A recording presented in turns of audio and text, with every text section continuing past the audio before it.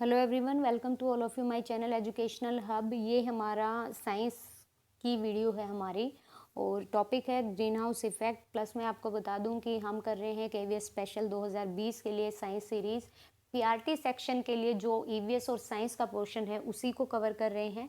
EVS most of all मैं कह रही हूँ कि 85% आपका कवर हो चुका है। एंड लास्ट के जो रिमेनिंग टॉपिक है 2-3 टॉपिक्स, तो वो हम एक बार थोड़ा सा एग्ज़ाम भी आने दो या फिर डेट डिक्लेयर्ड होने दो, तो उसके बाद मैं आपको प्रोवाइड कर दूंगी। अभी हम साइंस का कर रहे हैं, काफ़ी थोड़ा सा ये कह लो कि एक्सपेंडेड सिलेबस है। और केवीएस में क्या होता है कि कहीं से भी क्वेश्चन पूछ लेते हैं, तो हम अभी सेलेक्टेड टॉपिक्स कर रहे हैं जो हमें दिए गए हैं सिलेबस के अकॉर्डिंग। चलिए स्टार्ट करते हैं आज का अपना टॉपिक।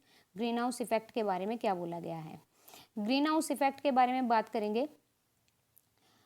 मैंने आपके लिए एक पिक्चर लगाई है ग्रीन हाउस इफेक्ट की। इसको समझना बहुत इंपॉर्टेंट है। यहाँ से आपके मैं कह रही हूँ कि 3-4 क्वेश्चन कवर होंगे ही होंगे। वो कैसे, अभी देख लीजिएगा। ऊपर आपको सन की पिक्चर दिख रही है और वहाँ से रेडिएशंस दिख रही हैं। नीचे देखते हैं, ये एटमॉस्फेयर लेयर है और यहाँ पर अर्थ का सरफेस है। This is the atmosphere layer. आप सभी को देख आई थिंक दिख रहा होगा। ये है अर्थ की लेयर, ठीक है। अब क्या होगा कि सन से some solar radiations is reflected by the earth and the atmosphere. जो अर्थ के ऊपर एक एटमॉस्फेयर की लेयर है, अगर उनसे रेडिएशंस आती हैं या अर्थ तक तब आएंगी जब बीच में एटमॉस्फेयर उसको अलो करेगा अर्थ तक जाने में।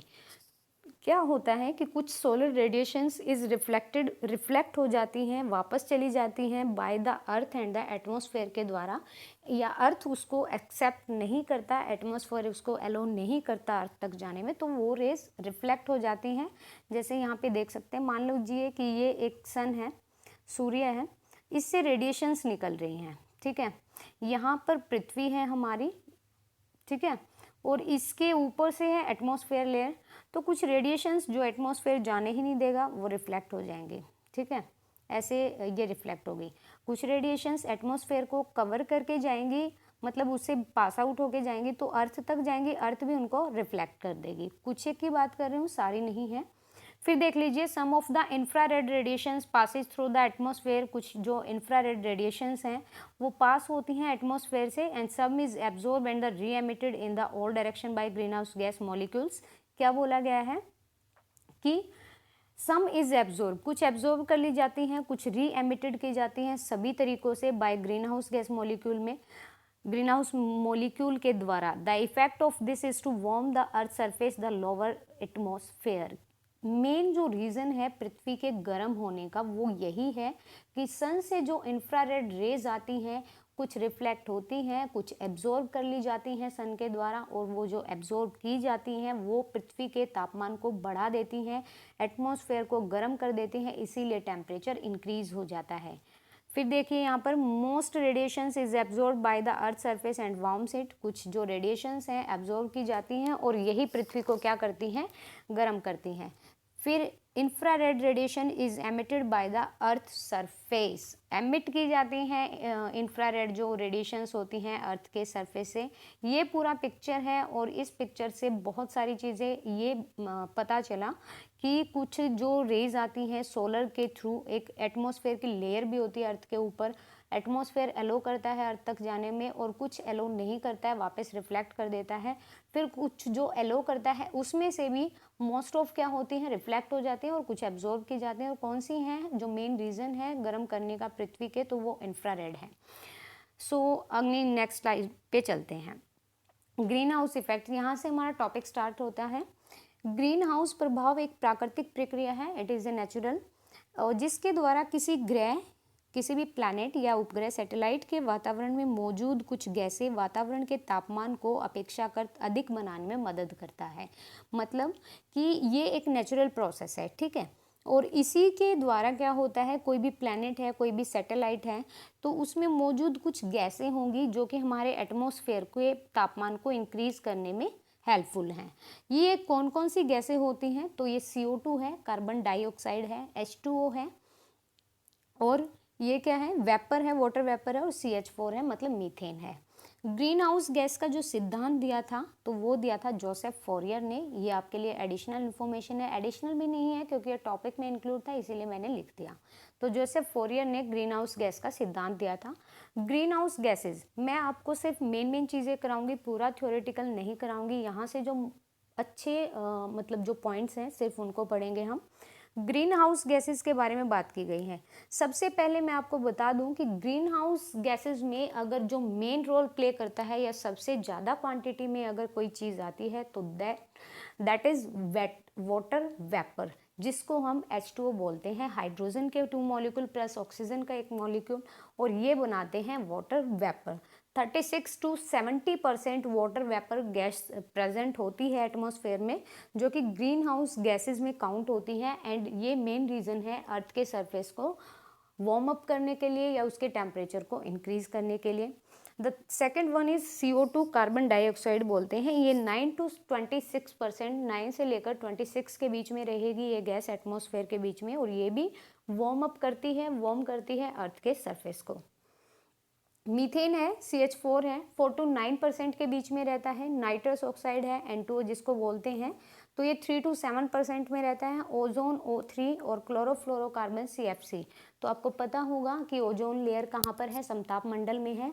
और स्ट्रेटोस्फेयर जिसको बोलते हैं, CFC, जो कि हमारे जो कूलिंग के जितने भी जो जैसे AC है, फ्रीज़र है, रेफ्रिजरेटर है, तो इनमें से निकलता है, तो ये भी कारण बनते हैं। लेकिन जो मेन चीज़ है वाटर वेपर है, CO2 है, नाइट्रस ऑक्साइड है, CH4 है, तो इनकी परसेंटेज ज़्यादा इंपॉर्टेंट है। नोट, केवल 0.01 रेडिएशंस जो हैं वो फोटोसिंथेसिस में ट्रांसलेट होती हैं। आपको ये जानकर अचरज होगा कि फोटोसिंथेसिस होता तो है लेकिन कितने परसेंट पर, 0.01। It is a very list minimum बोल सकती हूँ कि परसेंटेज होती है जो कि रेडिएशंस को फोटोसिंथेसिस में चेंज करती है। सोर्स क्या है ग्रीन हाउस गैसेस के, ये देख लीजिएगा। CO2, कार्बन डाइऑक्साइड, ये एक ग्रीन हाउस गैस है और इसके जो मेन सोर्सेज हैं, जैसे कोयले का जो हम दहन करते हैं, कोयला जलाते हैं, तो उससे CO2 निकलती है। जो हम फॉरेस्ट जो ये हम काटते हैं जंगलों को या वनों को, तो इससे CO2 होता है। सीमेंट उद्योग जो होते हैं उनसे होता है। CH4 के बारे में बात करें तो इसके मुख्य जो स्रोत हैं, सोर्स हैं, वो है ऑक्सीजन, जीवाणुओं की प्रक्रिया, किण्वन जिसे बोलते हैं, और कोयला खदान, इनमें से मीथेन निकलती है। और आपको पता होगा कि गोबर से भी मीथेन निकलती है और बहुत ही मतलब स्मेल होती है इसमें। और N2O, nitrous oxide, green house gas प्रभाव में 6% कॉन्ट्रीब्यूट करती है नाइट्रस ऑक्साइड। इसके जो सोर्स हैं वो कौन कौन से हैं, फर्टिलाइजर में नाइट्रस ऑक्साइड होती है, और जो हमारा कोयला जो हम जलाते हैं तो उसमें नाइट्रस ऑक्साइड होती है। हेलो कार्बन किसको बोलते हैं, हेलो कार्बन होते हैं मानव उत्पादित रासायनिक यौगिक है। ये मानव बनाता है जिसमें हेलोजन फैमिली के एलिमेंट्स कार्बन और अन्य गैसों से मिलकर HFC, जिसको हाइड्रोफ्लोरोकार्बन, पर फ्लोरोकार्बन और सल्फर हेक्साफ्लोराइड शामिल हैं। हेलो कार्बन में आप बोल सकते हो कि सारे तो हेलोजन फैमिली के carbon plus halogen family carbon जैसे हाइड्रोफ्लोरोकार्बन और फ्लोरोकार्बन और सल्फर हेक्साफ्लोराइड इंक्लूड होते हैं हेलो कार्बन में।